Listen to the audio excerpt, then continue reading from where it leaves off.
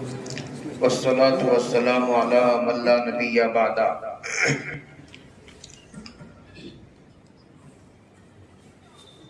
مختلف باتیں آپ حضرات کے سامنے صبح سے آتی رہی ہیں،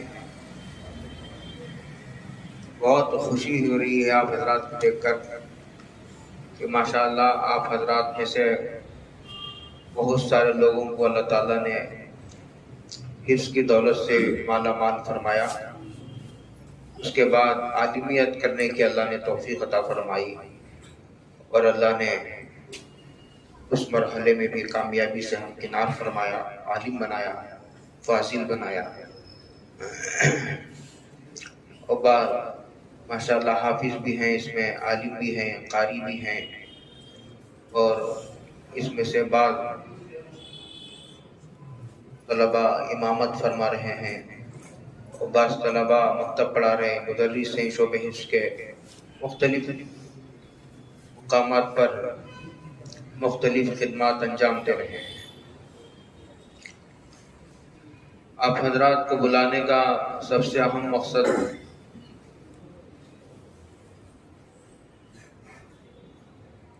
یہ تھا، ویسے بہت سارے مقاصد تھے کہ آپ حضرات کی خیر خیریت معلوم ہو، کہاں ہیں، کس حال میں ہیں، کیا کر رہے ہیں، اور دوسری بات اگر کوئی آدمی، کوئی طالب علم دین کی خدمت کر رہا ہے تو اس کی حوصلہ افزائی کی جائے اور اسے یہ بتایا جائے تم کو اس لائن میں موت تک رہنا ہے۔ رہیں گے انشاءاللہ، حالات آتے رہیں گے، جاتے رہیں گے، لیکن یہ ہمارا مشن ہے، ہماری ذمہ داری ہے۔ یہ ذمہ داری تمہیں یاد دلانے کے لیے بلایا گیا ہے کہ تم جہاں کہیں کے بھی ہو اور جہاں بھی ہو، تم اس مشن کو اپنی زندگی کا مقصد بناؤ۔ بنائیں گے انشاءاللہ۔ ہمارے مولانا قاسم صاحب کہتے تھے کہ تم اس دنیا کے دلہا ہو۔ کیا ہو؟ تم اس دنیا کے کیا ہو؟ دلہا جانتے ہو؟ نہیں جانتے؟ عمار کو بات میں پوچھ لو دلہا کسے کہتے ہیں۔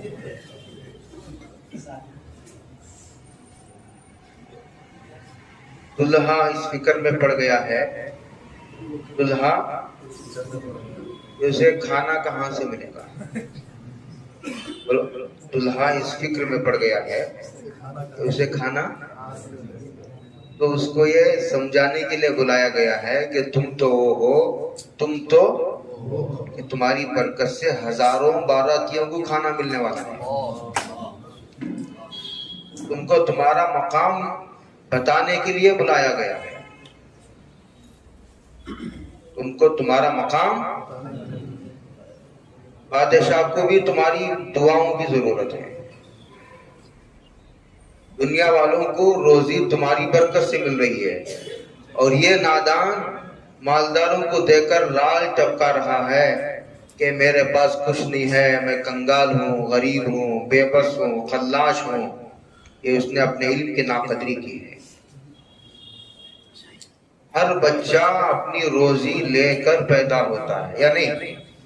کیا عقیدہ ہے تمہارا؟ ہر بچہ اپنی روزی لے کر پیدا ہوتا ہے، بلکہ بچہ بعد میں دنیا میں آتا ہے، روزی پہلے آ جاتی ہے۔ جب بچہ 4 ماہ کا ہوتا ہے، 120 دن کا روایت میں آتا ہے، اس کی روزی لکھ دی جاتی ہے۔ تو کیا مطلب ہوا کہ روزی پہلے لکھ دی گئی، بچہ بعد میں دنیا میں آیا۔ اس روزی کی فکر میں بہت سارے لوگ، شیطان نے ایسی پٹی پڑھائی ہے، ایسا عقل کا دھوکہ ہے کہ مکتب پڑھائیں گے، مدرسہ پڑھائیں گے، ہماری ضرورتیں کہاں سے پوری ہوں گی۔ اس کے لیے میں نے صبح سے یہ 3ری مرتبہ میں اس بات کو دہرا رہا ہوں، اس لیے کہ میں اس کی بہت شدید ضرورت محسوس کر رہا ہوں۔ بخار کا مریض بار بار بخار لے کر آیا تو اسے بخار کی ہی دوائی دی جائے، ایسا نہیں کہ یار بار بار کیا بخار کی دوائی دینا، تو بخار کے مریض کو کسی نے پیٹ کی درد کی دوائی دے دی تو کیا حشر ہوگا اس کا؟ یار بار بار بخار کی دوائی دینے کے بجائے آج کینسر کی دوائی دیتے ہیں، دوائی بدل کر دیتے ہیں تو اس طبیب کو پاگل کے علاوہ اور کیا کہا جائے گا؟ تو حالات آئیں گے، آتے رہیں گے، جاتے رہیں گے، لیکن تم کو اس لائن میں جم کر رہنا ہے، رہیں گے انشاءاللہ۔ اس کے لیے سب سے پہلے شرع صدر کی ضرورت ہے کہ یہ ہماری زندگی کا مقصد ہے، یہ ہمارا کام ہے، کوئی ہماری عزت کرے نہ کرے، کوئی ہمیں اس کا اجر دے نہ دے، ان اجریہ الا علی اللہ وما اسألکم علیہ من اجر، ہم آپ سے اس کا بدلہ نہیں چاہتے، ہم تو اس کا بدلہ اپنے اللہ سے لیں گے۔ دنیا میں بھی جو ملنا ہے وہ ملے گا، آخرت میں جو ملنا ہے وہ ملے گا، تو اس کو اپنے زندگی کا مقصد بنائیں گے انشاءاللہ۔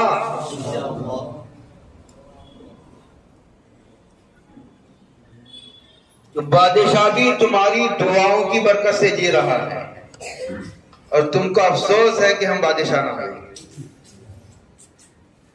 بادشاہ کو تمہاری دعاؤں کی ضرورت ہے، اور تم اپنی ماضی کی اس شاندار کہ اللہ نے طالب علمی کی زندگی عطا فرمائی، اس پر افسوس کر رہے ہو۔ اے کاش دو چار پیسے کمانے کا کوئی ہنر سیکھ لیتا تو کتنا اچھا ہوتا، آج در در کی ٹھوکریں کھانی نہ پڑتی۔ اور یہ خیال میں سمجھتا ہوں اس لیے بھی آتا ہے کہ طالب علم مدرسے میں رہ کر اس نے اللہ کے دروازے کو کھٹکھٹانے کا طریقہ نہیں سیکھا اپنے اساتذہ سے، اس نے اپنے اللہ سے لینے کا جو سلیقہ اور طریقہ ہے اس پر اس نے محنت نہیں کی، اس کی وجہ سے جب بھی ضرورت پیش آتی ہے تو اس کی نظر مالداروں کی طرف اٹھتی ہے، جبکہ اس کو تو مدرسوں میں سکھایا گیا تھا کہ تم کو اللہ سے لینا ہے، اور دنیا کو یہ بتانا ہے کہ لینے کا یہی ایک طریقہ ہے، یہی ایک دروازہ ہے، اس دروازے سے ہی لینا چاہیے۔ ایاک نعبد و ایاک نستعین۔ اور دوسری بات اب حضرات سے عرض کرنی ہے کہ ماشاءاللہ دیکھ کر بہت خوشی ہوئی، آپ میں سے اکثر حضرات ماشاءاللہ ان کا لباس بھی محفوظ ہے، مدرسوں سے جو لباس ان کو پہنا کر بھیجا گیا تھا۔ اچھا ایک بات آپ سے پوچھتا ہوں، آپ مجھے بتاؤ کہ دنیا میں سب سے خوبصورت چہرہ کس کا ہے؟ امام الانبیاء سید الکائنات حضرت محمد الرسول اللہ صلی اللہ علیہ وسلم کا چہرہ سب سے خوبصورت چہرہ ہے، اور سب سے خوبصورت لباس کس کا ہے؟ حضرت رسول اللہ صلی اللہ علیہ وسلم کا ہے۔ اچھا ہمارا آئیڈیل کون ہے؟ جب سب سے بہترین انسان حضور ہیں، سب سے بہترین چہرہ حضور کا چہرہ ہے، سب سے بہترین لباس حضور کا ہے، ہمارے آئیڈیل حضور ہیں، تو سوال ہی نہیں پیدا ہوتا کہ ہم دوسروں کی نقل کریں۔ بہت خوشی بھی ہوئی مجھے، دو چار طلباء کو دیکھ کر جو ہے ان کو انشاءاللہ ہم سمجھائیں گے، اسی لیے تو بلایا گیا ہے کہ ان کے سر سے لے کر پیر تک ان کا جائزہ لیا جائے، دیکھا جائے۔ تو ماشاءاللہ ان کا لباس بھی محفوظ ہے، ہم نے ان کو جو لباس پہنا کر بھیجا تھا وہ لباس انہوں نے ماشاءاللہ نہیں اتارا۔ ایک بات اور کہوں آپ کو، جس کی عظمت دل میں ہوتی ہے، بولو، آدمی اس کی نقل اتارتا ہے۔ دوسروں کا لباس، دوسروں کا چہرہ اپنانے کا مطلب یہ ہے کہ حضور کی عظمت سے اس کا دل خالی ہے۔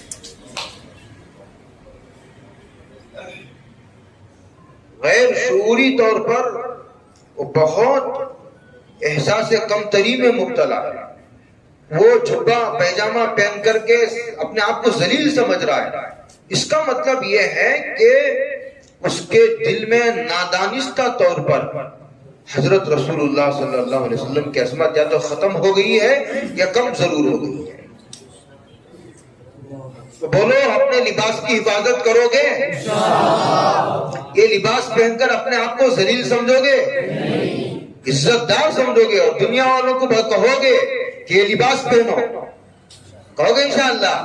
یہ وہ کہہ سکے گا جو جس کا دل حضور کی عظمت سے بھر گیا، پہلے حضور کی عظمت پیدا کرنے کی کوشش کرو. کریں گے انشاءاللہ. حضور کی محبت پیدا کرنے کی کوشش کرو. تو اپنے لباس کی حفاظت کرنا، اس کو کہتے ہیں اپنے تشخص کی حفاظت کرنا.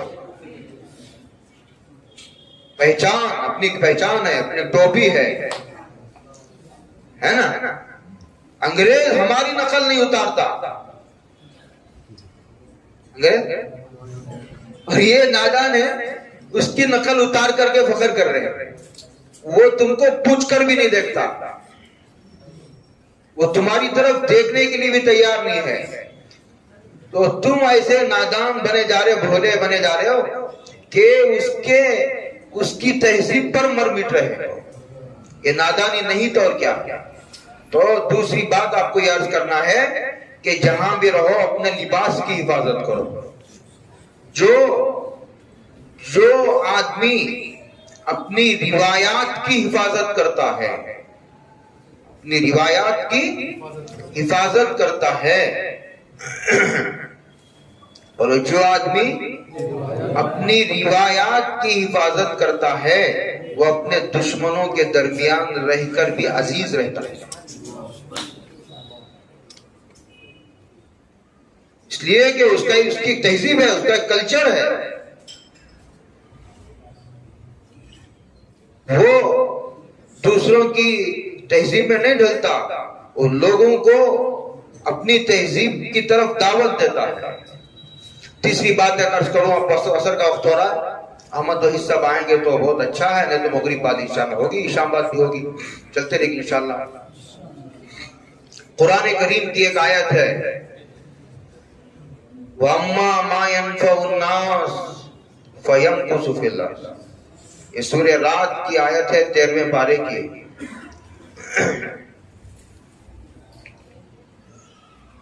میں ایک مرتبہ عقل قوا اعتکاف میں حاضر تھا مولانا غلام صاحب کے ساتھ. ان کے سرپرست اعلیٰ جامعہ عقل قوا کے جو سرپرست اعلیٰ ہیں وہ مولانا عبداللہ صاحب کاپود رہی، اللہ ان کے قبر کو نور سے بھر دے. بہت سارے افراد انہوں نے تیار کیے ہیں، رجال ساز شخصیات میں ان کا شمار ہوتا ہے. گجرات کا ہیرا تھا. ہزاروں علماء ان کے پیچھے چلتے تھے. آپ نے نہیں دیکھا ان کو، میں نے دیکھا ہے. ان کی تقریر سے جب پہلی مرتبہ میں نے تقریر سنی میں نے کہا واہ، عقل قوا کی ترقی کا راز یہ ہے کہ عقل قوا کو ایسا سرپرست ملا جس کی فکری بلندی اور جس کی دور اندیشی اور جس کے علم میں پختگی، جس کے نظریات میں اتنی صلابت، گہرائی. انہوں نے ایک بات کہی تھی مجھے آج تک، ختم قرآن کے موقع پر دعا کے لیے تشریف لائے تھے. تو انہوں نے دعا سے پہلے کچھ انہوں نے بیان کیا، اس میں انہوں نے ایک جملہ کہا اور یہ کہا کہ وَأَمَّا مَا يَنْفَعُ النَّاسِ. سنو اے امامت کرنے والوں، اے مکتب پڑھانے والوں، جمعہ کا بیان کرنے والے، سنو اور غور سے سنو. تم کو جمعہ کا پلیٹ فارم ملا ہے، طلبہ کے سینے تمہیں ملے ہیں. ہاں، یہ اقبال کو ایک مرتبہ بلایا گیا. اقبال نے کتاب لکھی تھی، ایوارڈ دینے کے لیے بلایا گیا. اقبال نے کہا یہ ایوارڈ مجھے مت دیجئے، یہ میرے استاد کو دیجئے. تو انہوں نے کہا کہ کتاب تو آپ نے لکھی ہے، استاد کو دینے کا کیا مطلب ہے؟ تو انہوں نے کہا کہ کتاب میں نے لکھی ہے، مجھے میرے استاد نے لکھی ہے. کتاب میں نے لکھی ہے اور مجھے میرے استاد نے لکھی ہے. ابھی مولانا میرے استاد، میں نے ان سے مانگتا امام مالک پڑھیے، حضرت مولانا جو ہے قاری محمد عثمان صاحب امیر الہند رحمت اللہ علیہ کا انتقال ہوگا، اللہ غریق رحمت فرمائے. ان سے کسی نے ایک وقت پوچھا کہ آپ نے زندگی میں کیا تصنیف چھوڑی ہے، کیا لکھا ہے آپ نے حدیث پر، فقہ پر؟ حضرت نے فرمایا میں نے 2 کتابیں لکھی ہیں. کتنے؟ ایک میرا بڑا بیٹا مفتی سلمان اور ایک چھوٹا بیٹا مفتی عفان. میں میرے پیچھے 2 کتابیں چھوڑ کر جا رہا ہوں. استاد لکھتا ہے باقاعدہ اپنے ہیرا جس طرح تراشا جاتا ہے، استاد اپنے شاگردوں کو تراشتا ہے. اس وقت تراشتا ہے جب شاگرد اس کو اپنے حوالے کرتا ہے، کام کرنے کا اس پر موقع دیتا ہے، تب نہ بھاگتا ہے، اس میں ملتا ہی نہیں ہاتھ کو.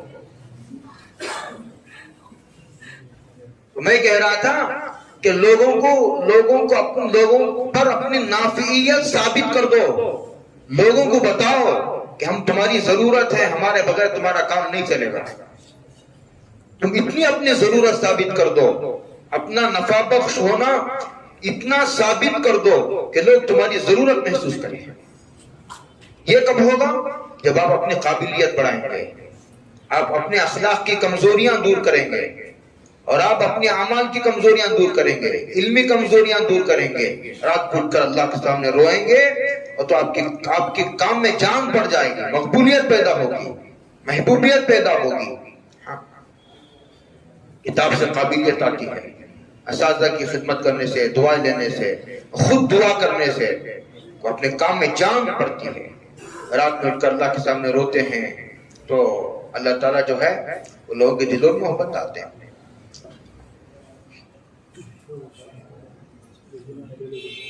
تو اپنی نافعیت ثابت کرو گے، یہ صرف تنخواہوں کے پیچھے پڑ جاؤ گے. یہ معاشی ترقیوں کی لائن نہیں ہے. علی میاں صاحب نے مرتبہ کہا تھا کہ تم پیسے کمانے کے لیے اگر اس لائن میں آئے ہو تو تم نے غلط راستے کا انتخاب کیا ہے. یہ پیسے کمانے کی لائن نہیں. جو رکشہ چلاؤ، ٹماٹر بیچو، ریڑی میں ٹماٹر بیچو، آلو بیچو، جاؤ چاول بیچو، راشن بیچو، یہ راستے کا اگر تم نے پیسے کمانے کے لیے انتخاب کیا ہے تو تم نے غلط انتخاب کیا.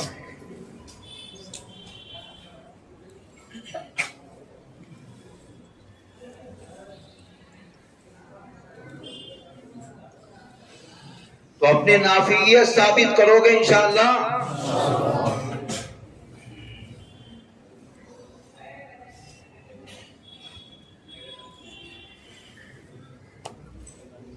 دعاؤں کا اہتمام کرو گے.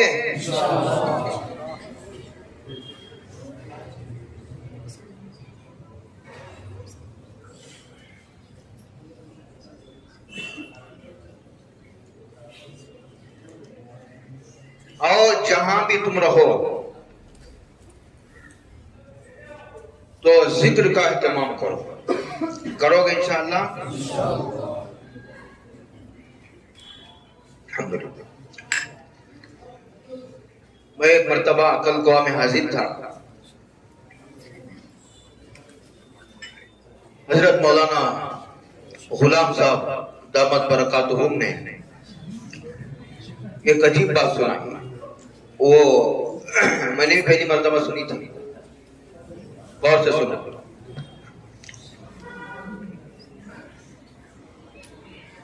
حضرت شیخ زکریا صاحب نور اللہ مرقدہ سے حضرت بیت تھے، ان کے ساتھ اعتکاف میں بھی تھے حضرت اسلام آباد میں. ان کی حضرت نے خدمت بھی کی ہے، دعائیں لی ہیں ان سے. بزرگوں سے دعائیں لینی چاہیے. طالب علم سے زیادہ ہے وہ اندھوں میں کانا راجا. جب آدمی ناقابل لوگوں کی تعریف سے متاثر ہو جاتا ہے تو اس کی ترقی رک جاتی ہے. تمہاری تعریف کوئی قابل آدمی کرنی چاہیے. یہ نقصان ہوتا ہے اپنے بڑوں اور اساتذہ سے. کہتے ہیں کہ سمندر کی مچھلی میں تکبر نہیں ہوتا. اللہ تعالیٰ میں نے سنا ہے تالاب کی مچھلی میں تکبر ہوتا ہے. کہ سارے مچھلیاں اس سے چھوٹی، بڑی مچھلی ہوتی ہے، سارے مچھلیاں چھوٹے چھوٹے. سمندر میں دیکھو ایک سے ایک بڑی مچھلی، تو وہاں بڑی بڑے پہاڑوں کو بھی تکبر نہیں آتا. جب آدمی اپنے بڑوں سے جڑ کر رہتا ہے تو پھر اس کے اندر بڑائی کے جذبات انگڑائیاں نہیں لیتی. کتنا بھی بڑا ہوتا ہے ایسا معلوم ہوتا ہے بڑوں کے سامنے بیٹھ کر کہ اس کا علم ان کے ٹخنے کے برابر ہے. تو آدمی اور ترقی کرنے کی کوشش کرتا ہے، اور ترقی کرنے کی کوشش کرتا ہے. تو بزرگوں خود بھی دعا کرنا اور بزرگوں سے دعائیں لینا. ایک ہے دعا کرانا، بولو ایک ہے دعائیں لینا، دونوں میں فرق ہے. لوگ کہتے ہیں دعا کر دیجئے، دعا کر دیجئے، یا نہیں. ایک ایک کہ ان کی خدمت میں حاضر ہونا، ان کی خدمت کرنا، ان کے منشے کو سمجھنا، ان کے مشن کو اپنی زندگی کا مقصد بنانا. تو دعائیں خود بخود دل سے نکلیں گی. دعائیں کرانے کی چیز نہیں ہوتی، دعائیں لینے کی چیز ہوتی ہے. سمجھ میں آ رہی میری بات؟ تو مقصد سمجھ میں آیا آپ کو؟ آنے کا کچھ مقصد سمجھ میں آیا کہ تم کو کیوں بلایا گیا ہے؟ تو جہاں تو میں کہہ رہا تھا کہ ذکر سے آدمی کی روح کی کمزوریاں دور ہوتی ہیں. تو حضرت شیخ نے یہ فرمایا تھا، حضرت نے سنایا مجھے، مولانا غلام صاحب نے، میں اعتکاف میں تھا، ذکر کے بعد جو حضرت کی مجلس ہوتی ہے مختصر نسبت کا، کہ کہا ہے اے مدرسے والوں، زندگی کے آخر میں تمام مدرسے والوں کو انہوں نے خط لکھا تھا کہ اپنے مدرسوں میں ذکر کا اہتمام کراؤ. فرمایا اگر تم ذکر نہیں کرنا چاہتے، اخیر میں جلال میں آ کر کے فرمایا تھا، ایک آدمی کو تنخواہ دے کر کے رکھو اور اس کو ذکر پر مقرر کر دو، یہ بھی برکتوں سے خالی نہیں ہے. تو اندازہ لگاؤ ذکر کی کتنی ضرورت ہے. کرو گے ذکر انشاءاللہ؟ جو جاتا ہے وہ گم ہو جاتا ہے عوام میں. کیوں؟ وہ ذکر بھی نہیں کرتا، دعا بھی نہیں کرتا، اپنے اساتذہ سے کٹ جاتا ہے. پیوستہ رہ شجر سے امید باہر رکھ، جو پتا اپنے درخت سے ٹوٹ جاتا ہے، بولو 2 گھنٹوں میں سوکھ جاتا ہے. اس کے سوکھنے میں صرف 2 گھنٹے لگتے ہیں. کتنے لگتے ہیں؟ 2 گھنٹے لگتے ہیں. 5 اس وقت کی سب سے آخر بات یہ ہے، حضرت کا فرمان ہے، السلام علیکم. دیکھو تم جہاں بھی رہو، بولو میری پکڑو، چلتا رہے گا سلسلہ. تم جہاں بھی رہو بچوں، مکتب پڑھاؤ، مدرسہ پڑھو. تم مکتب پڑھانے کو بھی معمولی نہ سمجھو. ہاں تم مکتب پڑھانے کو یہ بنیاد ہے. اس طرح عمارت کی سنگ بنیاد ہوتی ہے، نورانی قاعدے کا استاد شخصیت کی سنگ بنیاد کرتا ہے. سمجھ میں آ رہی میری بات؟ نہیں آ رہی؟ اور تم جہاں بھی مکتب پڑھا رہے ہو اس بات کو لکھ کر لے جاؤ کہ مکتب کو مدرسے کے معیار پر پڑھاؤ گے انشاءاللہ. اور جو طلبہ مکتب کی خدمت انجام دے رہے ہیں، مدرسہ پڑھا رہے ہیں، یہ ان کی حوصلہ افزائی کے لیے تھی. اور جو تو لوگ جماعت والے کہتے ہیں 40 دن دو. کتنے دن دو؟ 4 مہینے دو. کتنے؟ ہم کہتے ہیں تم پوری زندگی دو. تم پوری زندگی کو اللہ کے دین کے لیے وقف کر دو. تم روزی کی فکر نہ کرو، تمہاری برکت سے دنیا کو روزی مل رہی ہے.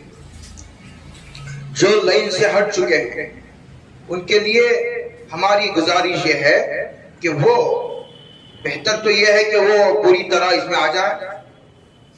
اگر پوری طرح نہیں آتے تو صبح یا شام جتنا بھی 1 گھنٹہ ہو وہ مکتب میں اپنا وقت لگائیں. اس کے ایک تو یہ ہے کہ بچہ وہ مکتب سے جڑ جائے گا.